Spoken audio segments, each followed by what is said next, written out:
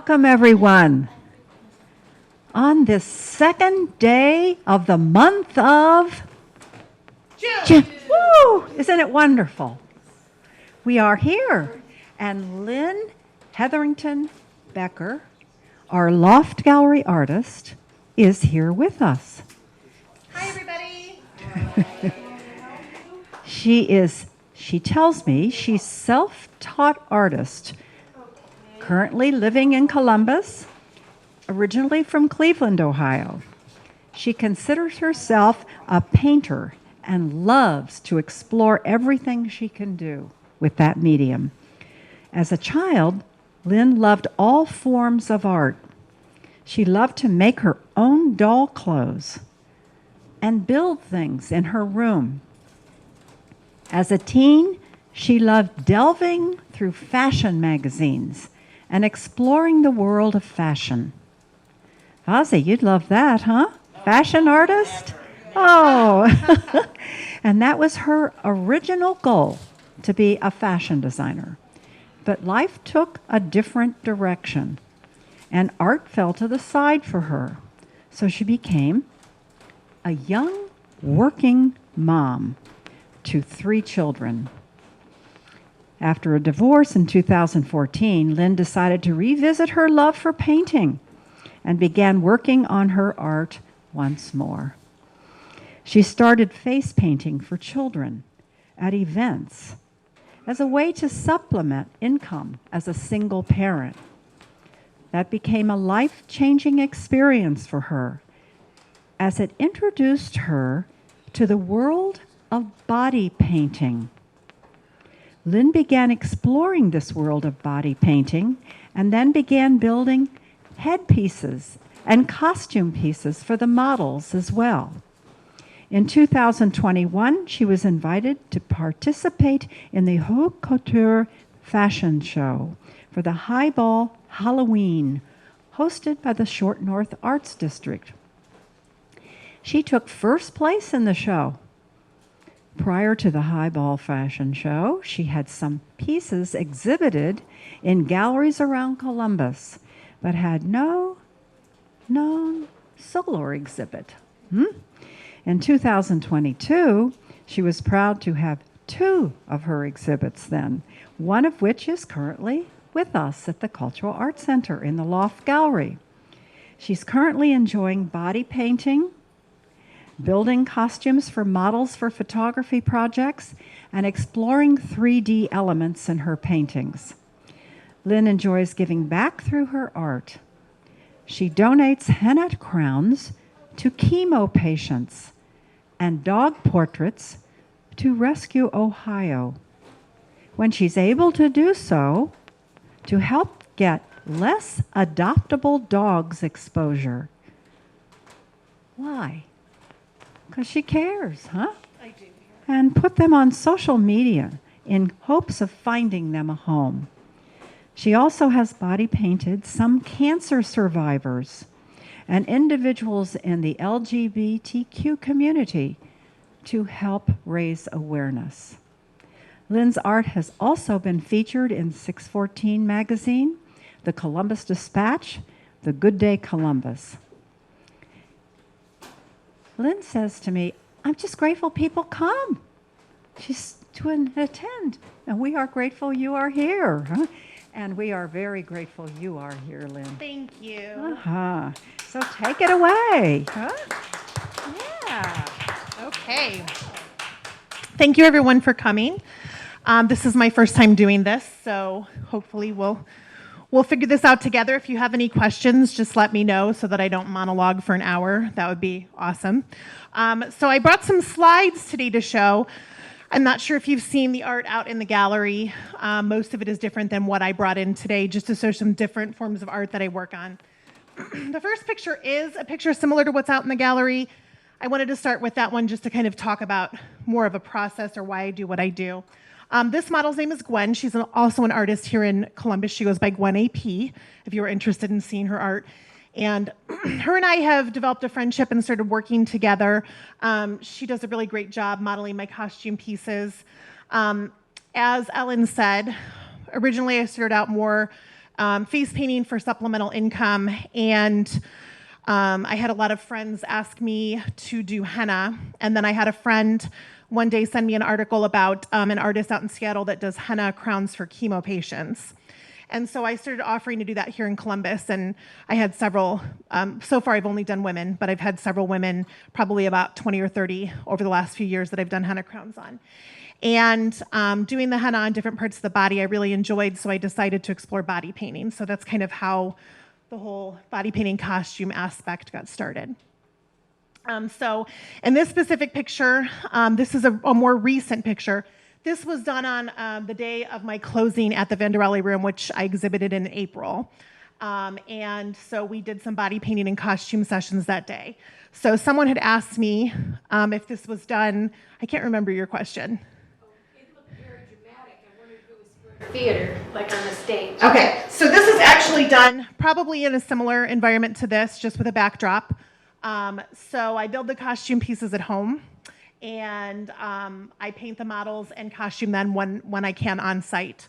And this particular photo was taken by Steve Malone, who is a friend of mine, and I work with some different photographers in Columbus. So I usually come up with the concept, the design, I build the costumes, I paint the models, sometimes even specifically pose the models. And typically I don't take my own photos. That's just not a type of art that I'm interested in. And I really like collaboration pieces with other artists. So I like to use my my models. I like that there are other artists sometimes. And I like to include other artists in my work when I can. I just really enjoy doing that. So the horse that I built for this piece originally was just a white plaster horse. And I built this piece for the exhibit at the Vanderelli Room. It was called Freak Show, but it was really a circus theme, and I wanted a carousel horse exhibited there. So I used that piece. I like to make pieces that are versatile, that I can use in different shows and different photo shoots for, just not like a one-time piece. So the carousel horse is also on exhibit here now, and I'm able to use that in photo shoots. One thing that it was mentioned that I participated in highball. Are you guys familiar with highball? Anybody? Okay, good. You would be, yes. So my theme for highball, which we'll get into that in a little bit actually, was Valley of the Dolls. And what I did was I constructed different costumes out of doll pieces. I really liked doing that. So as you can see in this photo, this bust is made entirely out of Barbies, and so is the mask. This is called a blind mask. So what happens with a blind mask is from the outside you can't see anything, but the model can actually see through the mask. And it's kind of a cool concept. So that's this photo. Next, please. So here's some body art. So this is Patrick. He's actually someone who models for highball sometimes, and he did not model for me, but we became friends, and he wanted to be painted as the galaxy. And so this was also done on the closing day of my show at the Vanderelli Room. We did 4 models. It was a pretty long day. And so that's the concept that we came up with here. And I wanted to try and flick some glitter into the photos to simulate stars and space dust and things like that. And so it turned out really cool. And this photo was also taken by Steve. So this is Patrick as the galaxy. And there's a few photos of that. And The model. yes, I paint the model. Taking a picture of the model. Usually not, no. Sometimes. I think most of the pictures I chose today were collaboration pieces. Mm-hmm. Correct. So I come up with a concept, I paint the models. Although there are photographers that approach me with a concept and ask me, hey, will you paint on this model, or would you build a piece for this model? And that I've done as well. These specific photo shoots are my concepts. But they're live models. They're live models. And you're painting on it. Yes, I paint on their bodies. Yes. Can you threw the glitter up in the air? Yes, well, kind of flicked it. I dipped the brush in and I flicked it with the brush, and I was trying to just get it up in the air and simulate, because a lot of photographers use overlays, but Steve specifically doesn't like to Photoshop. He doesn't like to do things where he's putting, and I'm not against that. I think Photoshop in itself can be a really cool art, but he does not like to do that. So we were trying to simulate, I wanted to have like space dust stars as a concept, and I was trying to figure out how to do that. So it worked, and it turned out really cool, I think. This is Nige. This is another friend of mine here in Columbus. Nige and I talked about what kind of concept he might want to do, And Niger has African roots, and so we decided to go with an African concept. We researched his specific country of origin online, some of the symbols, the symbolism. Next. And so we painted his body. These specific models, these men you're seeing, were wearing underwear. Sometimes models are fully nude. It just depends on the model and the concept. Most of the time when it's a woman, we do have to use a bit of editing because especially social media will not allow you to show goods and bits. Not sure what word you want me to use for that on TV, but yes, ma'am. So this is body paint. Do you mean the specific brands? No, just wondering kind of. It's body Okay, it's body paint, yes. And there's so many different brands that if it's something you were interested in incorporating, because I know you like fashion and fashion design, there's different brands that I like for different techniques or different designs. So I would just encourage you to experiment with some different brands and kind of find your favorites. So body paint goes on wet, comes off wet, and you have to find a good consistency. It's very different from painting with acrylics or oils. It's a very different consistency. So it takes a little bit of practice to find your specific paint that you'll like the best. Thank you. You can go on. How many hours does it take? It depends on the design. So this day, we did 4 photo shoots, costuming and painting 4 models. It takes a while, plus breaks, sorry about that. You know, they're people. So that's one of the things that I find fascinating about body painting is it's way easier to paint on a canvas or a wall or a table. You know, it's a moving, breathing person with needs. So sometimes they have to have breaks. Sometimes, you know, they need to stretch, they need to go to the bathroom, they need to eat. And so it takes a while. A full body can take, depending on the design, anywhere from probably 6 to 9 hours. And then, you know, they have to be really careful. If you're doing more than one model in a day, I like to go back and forth between the models. Maybe start with Niger. Niger takes a break, do Patrick, depending on what we're doing so that they can go and eat, use the restroom, whatever they need to do, because it takes a long time. So Niger took a while because Niger we did full body, you know, top to bottom, front to back. So I would say maybe probably around 5 hours, maybe, I think. This is Gwen again. Gwen was the woman that you saw in the first picture. This was another photo shoot that I did for my last show for Freak Show. The reason I included it was, again, to show the versatility of pieces. This mask I made for one of my highball costumes, but was able to include it in here as well, along with the ruff collars. So some of the pieces that I make, I like to make them so that I can use them in different concepts, and it's kind of cool to see how they come to life with different shoots. So I wanted to do a couple clown shoots, so I did 2. One was a little bit scarier, more macabre, and this was kind of the happier clown. So I included that one here. Next. Okay, so dog charity. So I like to contribute when I can. I have 2 little doggies myself. So these are dog statues that I paint. I've done it 2 years in a row so far for Friends of the Shelter. And Friends of the Shelter is an organization that pays the vet bills for the Franklin County Dog Shelter. And they also foster. So they're a really great organization. So they have an auction every year, and they auction off art. So artists donate paintings or whatever they want. And the Friends of the Shelter has asked me to do dog statues. So this was a pop art theme that I did. You can go to the next slide, please. So just kind of showing the dog statues. They're really cute. You can just keep going. That's perfect. So this was last year's pop art theme. And then the year before, I think is next, I did a Mexican folk art theme, and I love Frida Kahlo. And so I incorporated her into the doggy. So this is something that I enjoy doing with art. I also donate pet portraits when I can to Rescued Ohio. I'm not sure if anybody's ever heard of that organization, but they're another dog rescue here in Columbus that does a great job. And so the less adoptable dogs, sometimes I like to make portraits, and if someone adopts the dog, then I'll donate the portrait. Clearly no one's going to adopt a dog to get a portrait, but it's just a way to get them onto social media. You can keep going, thank you. Okay, so this is Highball. So this was one of the the corsets that I made for Highball, and this was on the main doll. So for Highball, like I said earlier, my theme was Valley of the Dolls. And the main costume, a friend of mine, Olivia, is a stilt walker here for the People's Circus in Columbus. And I wanted my main costume. They said for the criteria, they wanted you to go really big. Well, I asked my friend to come and walk on stilts. So she did. And this was her corset that she wore. And my theme for Olivia was broken dolls. My main costume was like a dark queen, like a darker theme. And I used all broken doll pieces for her. You can go on to the next one, please. Thank you. And this is the costume. So I made a staff here. This is all baby doll heads. Stilt walkers, as I learned, cannot hold still. So they need something to hold on to if they want to stand. So we made a staff for her so that she'd be able to stand and pose on the stage. This was at Express Live this past year. I've never even been to Highball or done Highball before. So it was all a really brand new experience for me, but it was a lot of fun.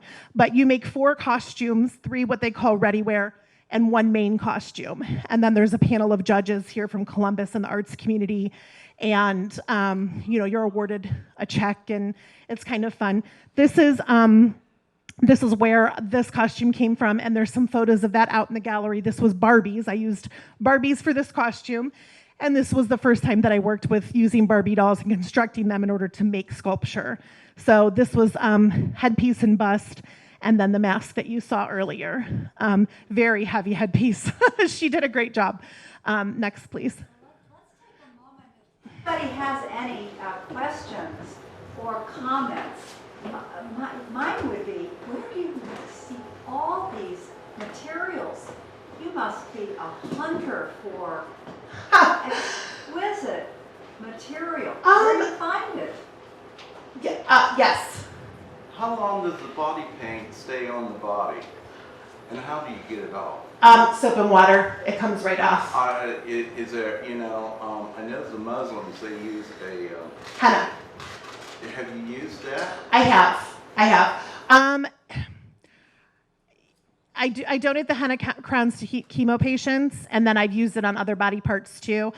I try not to do henna too much because I don't want it to be like a cultural appropriation issue, but the henna crowns I do more than anything else.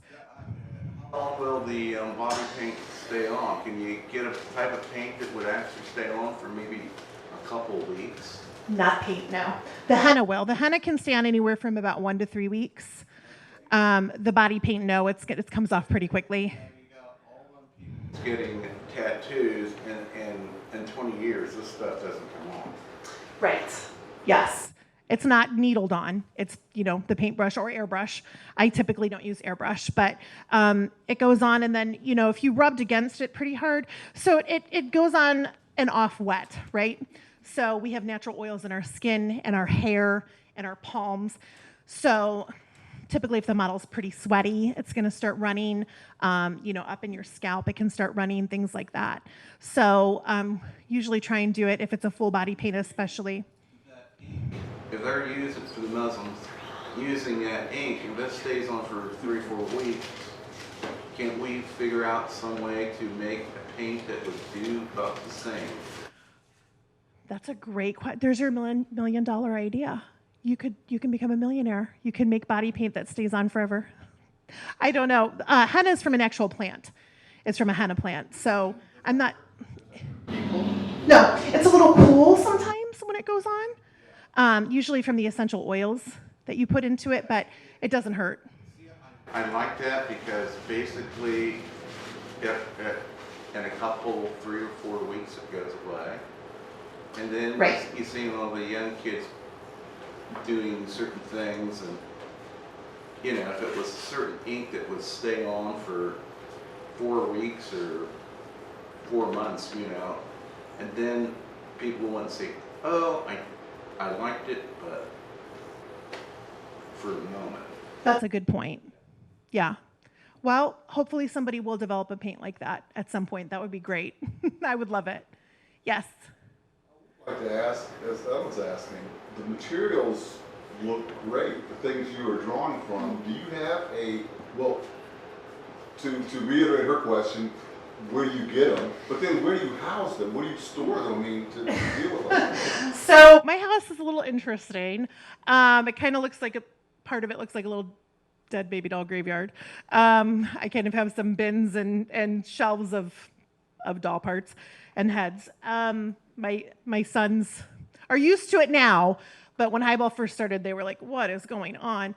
But Highball was the first time I started working with dolls specifically. I just really wanted to try and build something out of dolls. So now my friends know that I work with them. So I have really, really like big thrifter friends, and they'll go to the thrift stores and they'll say, "Hey, there's some dolls here. Do you want them?" And I'm like, "Sure." So I have some bags in my garage. Just one second. And then usually just if I see something somewhere that I think is really cool, I'll grab it. Chances are I might end up using it. I do have like a couple bins of weird stuff, that probably to other people would be junk. I even have like an old Papasan broken base, the big wooden base. I'm like, I wonder if I could use this somehow. Have that sitting in my garage. So someone was going to recycle, and I was like, I'll grab it. So I guess you just consider them found objects. Hi. Seamstress that you come together with that material that you're describing that you have everywhere, and that's exquisite. I'm a basic seamstress. I had to get help to do a lot and learn a lot for Highball. And I had a little team of people helping me with what I needed, because you actually don't have a lot of time. So there was one night for my main costume, layers and layers and layers of ruffles, and I had 3 friends over just, getting ruffles on this skirt. And, it's more, I think with design in general, if you're doing a big project, you conceptualize something, and a lot of times you need help, so hi. The flowers on the dress, it really makes a very good statement. Thanks. Flowers. The flowers are made out of foam, and that was my porcelain doll costume. So all the little pieces in here are porcelain dolls, so I had to Dremel the dolls. You got it, the white and the pink and the orange and this and that. It gives more like the Alice in Wonderland feeling. Thank you. That's what I was going for. So awesome. It just gives that emotion of Wonderland. Thank you. I love that. That's what I was gonna say, like you have a bunny theme too. I did. Ears, and there was one on the Kalo that was a bunny. I wonder. So, and the main song, the song that I chose, so you choose your own music for Highball. And I wanted to get back to her really quick, and then I'll finish that, because she had asked something earlier. How do you make the masks, and how do you make them wearable? So the masks, these are actually hanging out there in the hall if you wanted to see them afterwards. So I usually have like a plaster or a plastic base, and then I build on it. So as far as the, I'm not finding words, the staff that you're holding, I'm very, very, very creative with how I get that to adhere and make sure that it's sturdy. And sometimes it's hard. So a lot of times I prefer making masks that can attach with elastic, as opposed to buy like a handle, because it's harder to get everything to stay stable. And obviously it has to. So this one has a plastic base. This one has more of a plaster base. And then, with painting and embellishments and fabric and resin and metal and everything, I just build onto the masks. Okay, I'm sorry, one more time. Oh, the bunny theme. He was saying Alice in Wonderland, Yes. and a lot of them have ears. I wonder if that's just to make a bigger mask and extend it up. So I did want to incorporate a little bit of Alice in Wonderland into my theme, but I didn't want it to be my theme. And that's been done for Highball, I think, a couple times before anyway. So the main costume, she walked a white rabbit, and I incorporated little bunnies into, you can't see closely in the wig, but there's little bunnies all throughout the wig. And there's, 2 of them had bunny masks, and I put little bunnies in different places. So I did try and incorporate different things that I thought were similar to Alice in Wonderland into their costumes. Unfortunately, they're up on a stage far away, so most people wouldn't have even seen that. So you rely on the pictures. So this was my porcelain doll costume, and that one was my Matryoshka doll costume. Can you go on, please? So there's another one of that. So you can see the dolls a little bit better, with their little faces and hands. So that was a lot of work. I had to Dremel. Porcelain's kind of hard to get apart. Yes. Dress with teapots? No, I haven't. But that's a cute idea.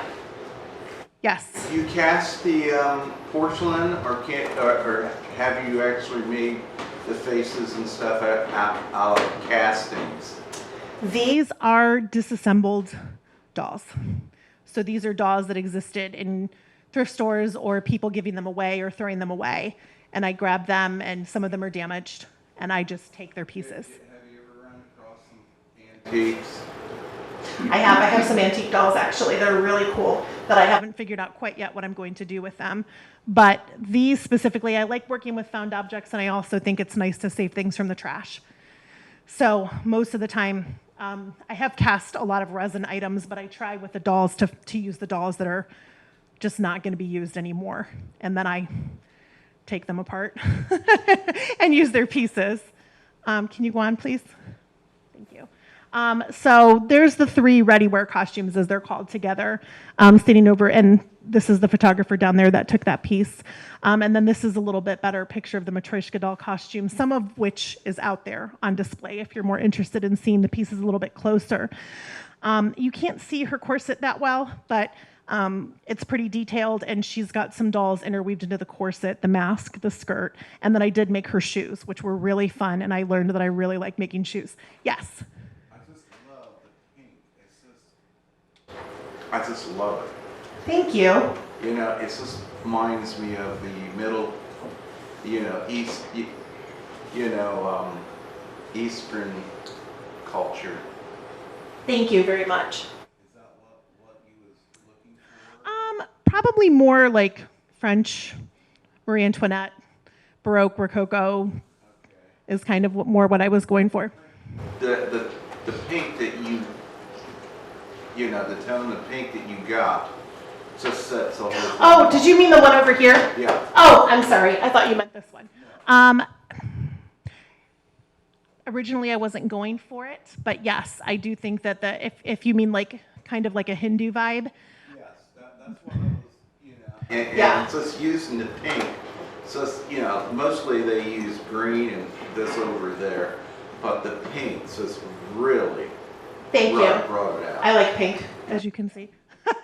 So thank you very much. You can go on to the next slide, please. And this is the main costume, which is what we were discussing earlier. And so she has the broken doll. So there's a lot of broken doll pieces interwoven into her skirt, her wig, her corset, and the staff. And there's the Matryoshka doll, so you can see the little Matryoshka dolls. Now, these I did cast out of resin, and there's a lot of little pieces interwoven into her costume. That costume took a long time. Next slide, please. And there's me on the stage, so that's all the costumes together. And then on to a next art form, baby bellies. A lot of times I paint baby bellies when I'm asked to. I love them. They're so cute, and it's really sweet for the moms. It's just another thing that I do, so I thought I would show that since I'm here talking about my art. So there's a couple pictures I included here. And then we're back to costuming. So this costume I made out of handmade paper, her corset, and her headpiece.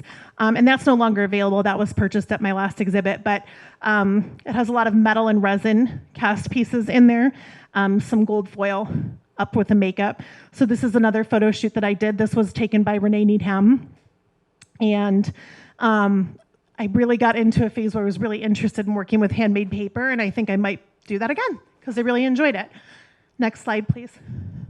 This is my favorite headpiece that I've ever made. This is my friend Dominique, and this is my Kraken headpiece, and I included it because I love it. That's my favorite. That was very heavy as well. Oh, I just love the vibe. I love anything with octopus tentacles, and I love the whole Kraken myth and the ship, and it also kind of goes along with Marie Antoinette a little, who I just love that whole fashion era and what they used to put in their wigs, and I just really love it. It was just one of my favorites. Can you describe a little bit about your process? Yeah, I was thinking that too. Yes, building the headpiece was hard. So I had to find, I didn't want to have to cast different octopi, just because I wanted them to look a little different. And a lot of times if you cast them, they come out of a mold. And so it'll all be the same thing. So, yes. Ooh. That- Colored contacts. Huh? Colored contacts. Okay, that was throwing me off, you know, how did you get the eyes like that? Yes, colored contacts are fun to use in a lot of fashion shoots like this. So I went on a little bit of a search for different pieces parts for this headpiece. So I belong to a Facebook group called Freak Cycle, and I put an ad on there, I think, that said, does anybody have any octopus toys? And someone did. So that was this one, I think. I found another one used. I think this one, there's one in the back. And then the tentacles are from all over the place. Some of them are bought and some of them are used, and they're just kind of all different sizes. Some of them are snipped up and sewn together and glued together. There's some wire in there that you're not seeing to hold everything together. Then the ship, painted it, attached the netting, wired everything together, got it positioned, you know, as a headpiece on some headbands, and very heavy, but she was a trooper. And painted the model and got the photo. What are the materials? Is she plastic? What do you? I'm gonna try and remember. Okay, I'm sorry. No, it's okay. We have some porcelain tentacles, we have some plastic tentacles, we have some resin tentacles, rubber octopus, plastic octopus, netting. The ship was a toy ship that I found. Then there's a bunch of wire in there, probably copper and silver. Glue. Things are sewn together. There's some spray painted at the end. I wanted it all white. Yes. Thank you very much. Thank you. She was a trooper. She was. It was very heavy. She was like, "Come on, Lynn." I was like, but she was a trooper. She actually, so Dominique, I don't have them included here or out there, but for my last project for Freak Show, she was pregnant and she modeled 2 other sessions for me, one of which she was a vampire, very pregnant, in a corset. And then another one, she was a witch doctor, and a friend of mine let me borrow her live rats and roaches and put them on her, and the roaches actually just crawled coincidentally onto her mouth. And we got this amazing picture of live roaches on her mouth, and you know, she's painted as a skull and has her headpiece and everything, and she was pregnant when she did that, and she was like, yeah, whatever. So, yeah, but it was a great picture because, you know, we want to try and get as many live real elements as we can so that people don't think it's just photoshopped artwork. So, next slide, please. This is Lex. Lex has become a good friend of mine, and she's modeled for me many times, and she was the Barbie in the highball picture, the costume you asked about. And here she is as a cheetah. She wanted to be a fluorescent Lisa Frank cheetah, and she got what she asked for. So there she is. Next slide, please. This is my friend Christy, and she is in a peacock costume. What I wanted to do and explore in this specific costume was putting elements of my actual painting in the costume.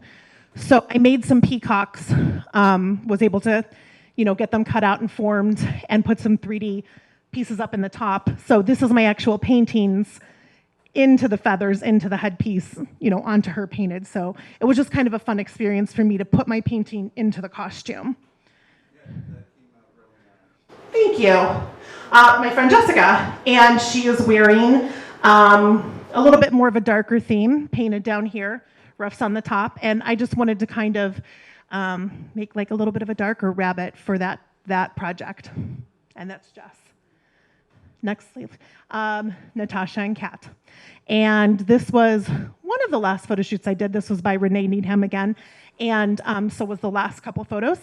And Kat's really great. She's modeled for me a couple times. She was also in the paper headpiece picture, and I just wanted to do kind of a predator-prey theme, and so we did that. And she is wearing colored contacts, just in case you were wondering.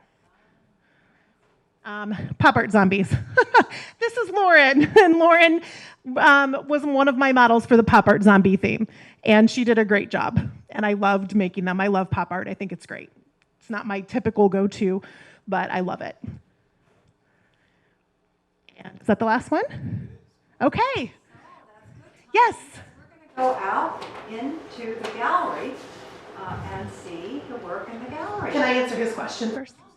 Okay. Painting to me, you said it's a model Yeah. on a black background? Yes, and if you blacken out their body parts, a lot of times if you use, like strategically use a black background and blacken out their body, it blends in really well. And so typically that's what I do for their body parts when I want to blacken them out, is just blacken their skin and make sure it's against a black background. It's a little harder to do with other colors, but black works really well. But yes, she is, if you look closely, that's a person, and she's just a really creepy zombie. Oh, let's give you a round of applause. Thank you. You're such a good presenter. Thank you. And I'm so sorry I'm breathing heavy into the microphone. I keep Oh, trying. no, I think you do. Okay, Let's go thank out you. and see the gallery. Awesome. You can lead us out there. Okay, With the perfect. microphone. So the only thing I really didn't include into the slideshow was the paintings that I've currently been working on, which have more of a 3D element to them. So traditionally I'm a painter, and that's what I love to do. But obviously I've been exploring other elements of painting and costuming. So I decided I wanted to try and do that with my paintings. So that's kind of what you're seeing here, in addition to the other things that we've already talked about. So this is my Marie painting. I wanted to make more of a traditional Marie Antoinette painting. And so she's wearing a lot of fabric and resin and metal and beads and flowers and all the things. So if you have any questions about anything, just stop me, I guess. I'm just gonna go ahead and walk. So we talked about the photo shoots with the costuming. This is Katie, and I really, really wanted to do some photo shoots with horses. And so a friend of mine that I had done I met her through doing a chemo crown, a henna crown on her. She introduced me to a couple women who own horses, one of which was a white horse with blue eyes, which is a little less common. And my friend Katie, I knew from high school, and her coloring perfectly matched the horse, her eyes and her hair and everything. So I asked her if she would come down to Columbus and model, and she did. Just so you know, this was about 30 degrees when she's out here in this very, very small outfit, and we were out there for about an hour and a half. So she was a trooper, and so was the horse. So any of the photos that you see out here with Katie, these were dead winter, middle of the winter photos, and she did great. There's some even where she's holding a steel sword, so she did a wonderful job. This is Alice painting, like Alice in Wonderland. And so this one also has the 3D elements that I've been exploring, and I really, really, really love. In fact, this might be my favorite one. Here we go with Leslie modeling the Barbie costume that we saw on the slides from Highball. And the photographers' names are all next to the photos. This is Medusa. So Lauren, who modeled the pop art zombie, also is my Medusa. So the Medusa headpiece is another one of my favorites that I've built. That was a lot of fun. That was a lot of snakes. And we had two friends that lent us lives to put on her while she was modeling. So she has, forgive me if I forget, a boa, and I'm not going to remember. I'm not very snake savvy. But she's got two big snakes on her, and I stayed very far away from it. So that's Lauren. This is another piece that I made Sasha, a little bit darker, but I really loved making this specific piece. Another picture of Lauren here. For another exhibit here that took place not long ago called Ekphrastic Fantastic. Each a piece of art, and we were supposed to make a piece of art based on how we felt or what we saw in that art. So I was given a very abstract piece with elements that I felt were similar to a lot of prints that I've seen in the African culture. So I decided to make a really strong African female. And I named the piece after Niger, who was the friend that you saw with the African art, body art on the slideshow. This is Gwen again. We talked about this photo inside when we watched the slideshow wearing this costume. And then you can see along the walls, there's a bunch of photos of Katie, who we talked about on the horse in the 30-degree weather. And then this is Alyssa. Alyssa's just gorgeous. And I will tell you that these boots Alyssa is wearing, they're also exhibited over there, were probably one of my favorite pieces that I've ever made. I really enjoyed them. The main costume for Highball, here she's modeling the Matryoshka doll costume for me, so we could capture it in photo. And some of those pieces are over here. This one is the pieces that Alyssa's actually wearing in her photo shoot. I wanted to try and tie all of the exhibit together by showing, first of all, letting you know that they're not photoshopped, they're actual pieces. But second of all, just what they look like in person versus in the photo shoots. This piece Gwen is wearing in the photo with the carousel horse. And here's the mask. Someone had asked about masks in the room. Here's the mask for the Matryoshka doll from Highball. These pieces over here are themed from Dia de los Muertos. This was taken by a good friend of mine, Erin Taylor, of Erin Taylor Photography. And for the past few years, we have done a Dia de los Muertos project every year where we specifically work with Mexican models. I paint them and costume them, and we go and we take a photo shoot on location. We chose a graveyard in Worthington this year to be a little bit more symbolic. So this is Amy, and she's a friend of mine of Mexican heritage, and she volunteered to be part of the project. And then I really love the holiday. I really love the symbolism behind the holiday. So this is a piece that I made for an exhibit for Dia de los Muertos, kind of involving some of those elements. Over here we have some more costume pieces. The Matryoshka doll, this is the Matryoshka doll headpiece. You can see down in there as well. And the carousel horse we discussed. This is Alexis. Alexis is an aerialist here in Columbus, amazingly talented, beautiful girl, and she wanted to do a shoot as the moon with a moon mask. So I body painted her as the moon, and they just turned out so beautiful. So I wanted to include them, do them in chunks of time. So I work full time during the day, so I have 10 minutes here and an hour there and things like that. So I would say probably maybe 8 hours, 10 hours, something like that. Yeah. Thank you. Now, I have to cast some pieces, and sometimes those take 24, 48 hours to cure. So if you look at it that way, they take longer. The actual assembling, I would say about 8 to 10 hours. So, and then of course, the coats of paint and just trying to get them exactly the way I want them. And sometimes they don't work out, and you have to fix and redo, and it's a process, but I really enjoyed it. You have taken us into another world. Awesome. Oh, and you're glad about that, aren't you? Because you go into another world as you create this beauty. Thank you. Thank you. And thank you all for being here. What a celebration. Mm-hmm. Appreciate it. Lynn Hetherington Becker. Well, thank you. Thank you, Thank you everyone. for coming.